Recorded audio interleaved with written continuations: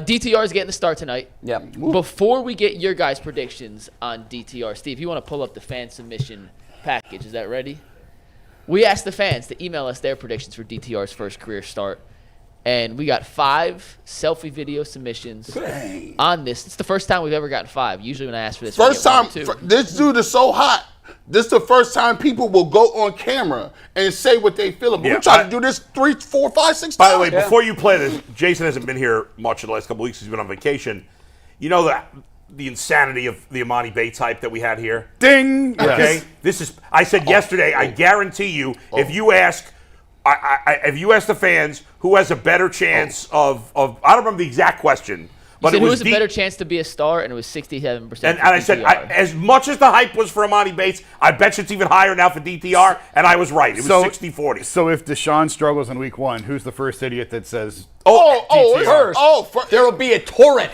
What you mean? They ready to go today. I guarantee you, we did a poll yesterday on the show. Who is the most important player on the Browns? And only 45% said Deshaun Watson. Only. Listen, we got to stop doing polls, guys.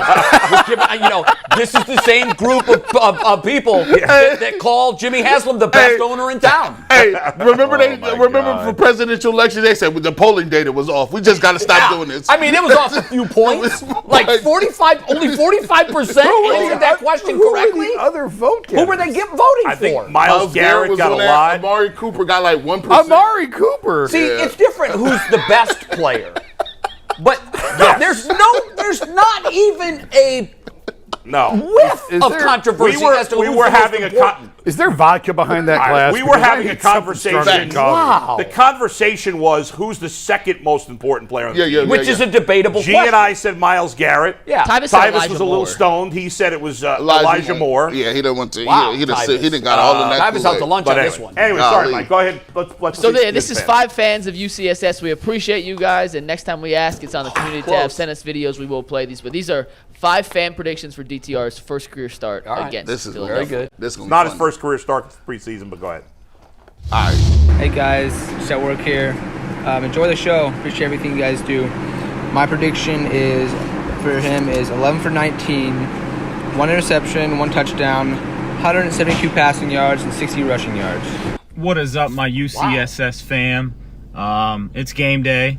The Browns are in Philly. DTR's getting a nod. I'm going full G. Bush. I'm drinking the Kool-Aid. My knees are out. They're shaking. I got DTR going for 215 through the air. Oh, my God. 2 touchdowns. He's going to give us about 25, 30 yards on the ground. And the Brownies come out on top with a win. So, let's go. Pretty much average. I think he'll go maybe 11 for 25. Maybe like a $125, $135. I don't see him really throwing no touchdowns, maybe. I might see him throwing like a forced pick. I do see him might use his legs a lot more. I see him possibly right again and rush touchdown. Maybe 35, 40 yards on the ground rushing. But yeah, I think once he goes against, premier talent, I think he definitely won't have it as easy as he did in the preseason. But I think it'd be, pretty respectable. What's going on, UCSS team? DTR predictions for tonight's game. Carson Cousins. 8 for 12. It is Carson Cousins. Through the air. He gets a touchdown, and he scrambles a few times for about 21 yards. Tennis. Shout out to Mikey McNuggets. Right between. Shout out to Dante Whitner and Nick Chubb for the signatures above, baby. Go Browns. Hey, guys. Love the show. I thought that was tonight, I think DTR is going to go 18 for 24 for 178 yards. And he'll also provide another 35 yards on the ground on, we'll say, about 4 carries. Shout out to all those guys. That was great. That was awesome. I mean, all 5 of them. Thank you. Tremendous. Do you know the guy that shout-outed McNuggets? I played basketball with Matt. Yeah, I knew it. I knew it. Was he the guy I talked to on the phone yesterday? No, that was Frank. Different guy. Did you or did you not ask him to send a video submission? So we put out on the... Answer the question! I want the truth! You can't handle the truth! I did ask Matt, I'll be honest. He ordered the code red. You saw right through that. He ordered the code red. No, hold on. But we didn't get any answers right away, so I was like, well, I need 1. So I texted Matt. I know Matt would do it. And then 4 more people did it organically. And he shouts about it.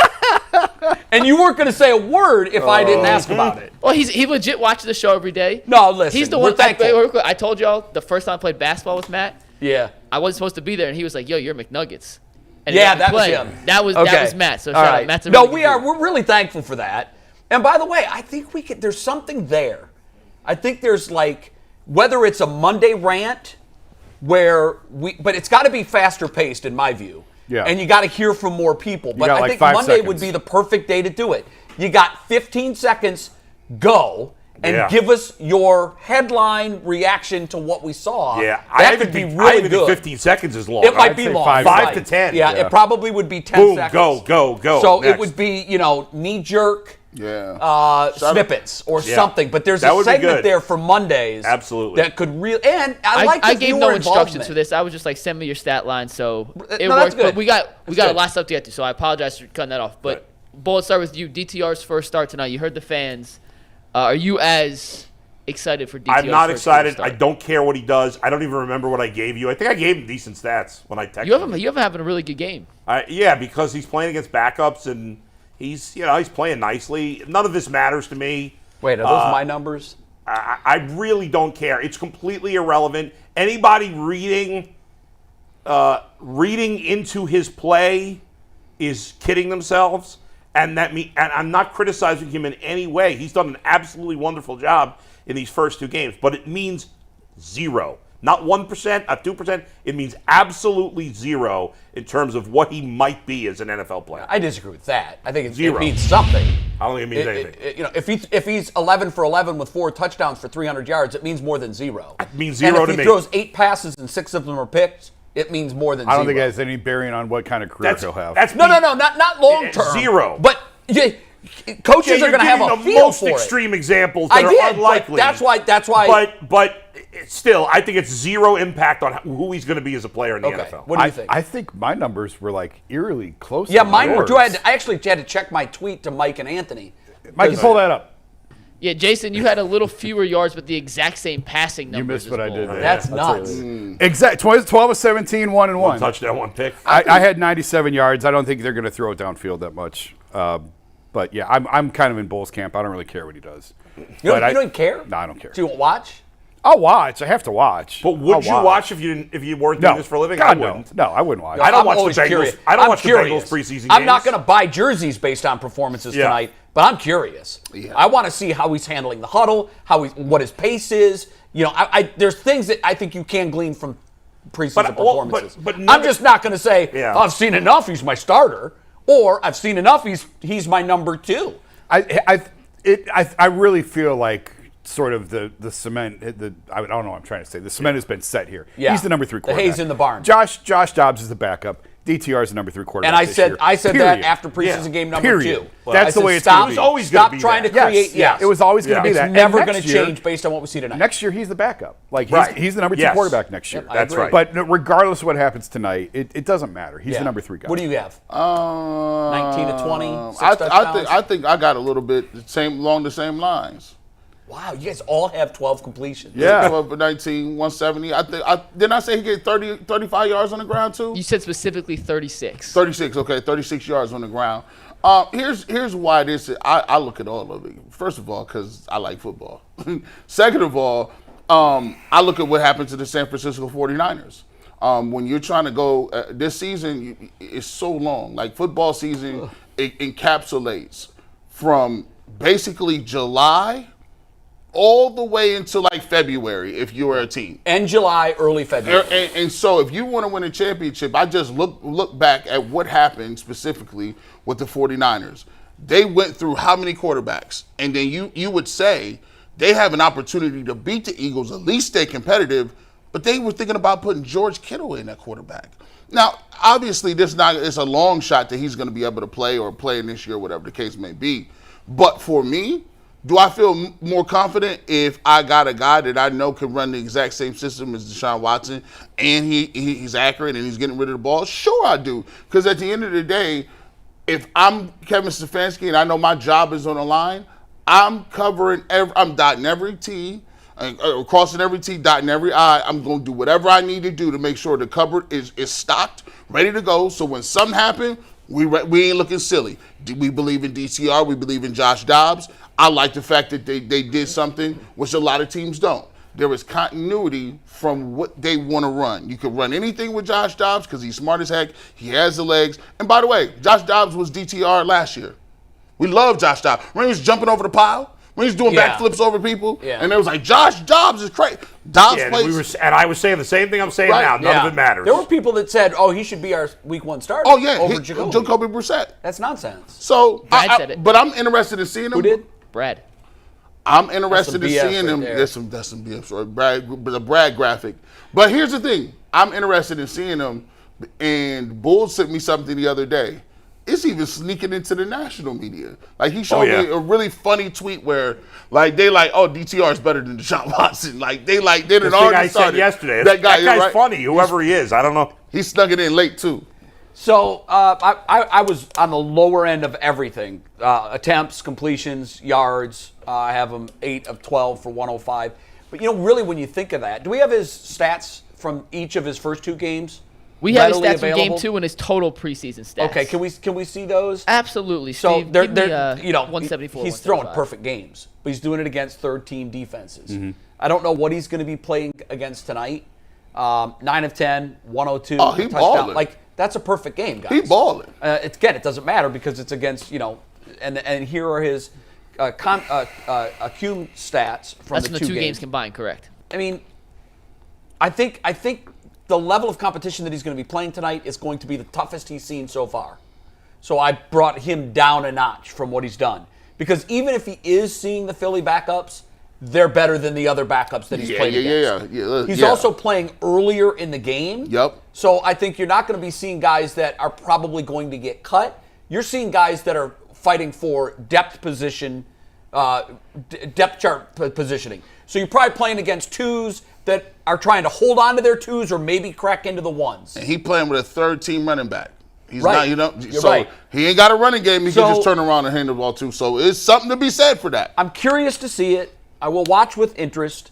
I won't make any knee-jerk decisions off of this, nor would the Browns, nor should they. Leave that to me. But I do think Mike Tyson famously said, everyone has a plan until they get punched in the mouth. Mm-hmm. In the NFL, you will get punched in the mouth. Yep. So your plan is to roll out Deshaun Watson and win 12 games. That's your plan. In reality, even if that comes to fruition, it won't be easy. What if he suffers an injury and has to miss 3 games? What if Dobbs comes in and doesn't look great? Right. There is a chance that this guy could be called on this year. You look at San Francisco last year. You can't wipe off the map the possibility that he's going to play. Of course. So I love the fact that he's playing. I just don't love the fact that we're not seeing Deshaun Watson some more. But here's what we have on Deshaun. 3 throws, 3 completions for an average completion yardage of 4. He should be playing. Not enough. To me, he should be. Need more. To me, he should. That should be the biggest storyline that we've talked about thus far. Deshaun Watson should be playing in this game, even if it's 2 series. Yeah. I just want to see that. And the other thing too is you talked yesterday about you don't care about practice, and I don't either. Yeah.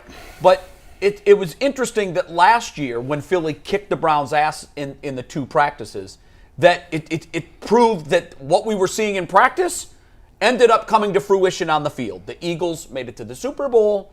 The Browns tanked. Yeah, but I'm not saying that you could have predicted it off those, but the way they played out that's the way the season's played out. But it might have just been a coincidence. It could have been. Yeah. But I'm actually okay with him not playing tonight because they've got the last 2 days of working, and Philly's not going to play anyone tonight either. So what are you really going to glean from it? I don't even care about the defense and who he's playing against. I just want to see the reps. I want to see. Well, you want to see him because you haven't seen him the last 2 days. Fans want to see him because they haven't seen him the last 2. I get it. No, it's not even the last 2 days. It's in this setting. Game reps. You have to remember, if you go back to when he played his last NFL game, which was 2021, before the games that he played last season. I actually agree with this. So there's still rust. There has to be rust because he didn't look rust-free for the 6 games, and then he went into mothballs for 4 or 5 months. Yeah. So I agree with that. It's human nature. I'm not saying, Deshaun, you got to be cleaner. I expect him to be rusty. What I can't tolerate is rust in week 1. If he comes out in week 1 and plays poorly, look out. And it might not even be them. It could be just the fact of receivers. I think he's going to play a lot in the Kansas City games. They go hand in hand. It's hand. It's the reps in games with the receivers. Don't you think he's going to play a lot in the Kansas City game? I hope he does. Yeah. I hope he does. I hope. So this is my thing. I'm just, it's a scary place to be. You are going into, I keep saying it, you're going into, we're not talking about AFC East games. We coming out the gates with rivals. Yes. First divisional game. If you lose 3 of them, your season's over. No. If you go, it's not over, but statistically, but you're 0-3 in the division. If you start 1-3 and 0-3 in the division, your chances of making postseason play is single digit. You're finished, especially in the AFC. What you've done is you've increased the degree of difficulty to make it where you want to go, and you can't, because we've seen this in the past. The first quarter of the season sets the tone for the second, which sets the tone for the third and the fourth. If you can't win it in September, but you can be out. You can lose it. And so for me, it's uncomfortable for a lot of people to say, I'm gonna have to deal with 3 throws in one game, no throws in this game didn't play, and whatever happens in the first half against the Kansas City Chiefs to get ready for the division game. Right, because I look at it in total. Going into the 4th preseason game, Deshaun Watson will have thrown 3 snaps, 3 passes in a game. That's crazy. And if I'm management, I'm eliminating any possibilities for trip-ups. Anything. What are they? Well, rust could be one of them. Yeah. Lack of game time reps with your new wide receivers could be one. You can take care of those things. Yeah. And to your point, if he plays 3 quarters against Kansas City and is 21 of 25, then I pull back and I'm like, I think he's ready now. Okay, let's do it. But I just want to see that and feel good about that.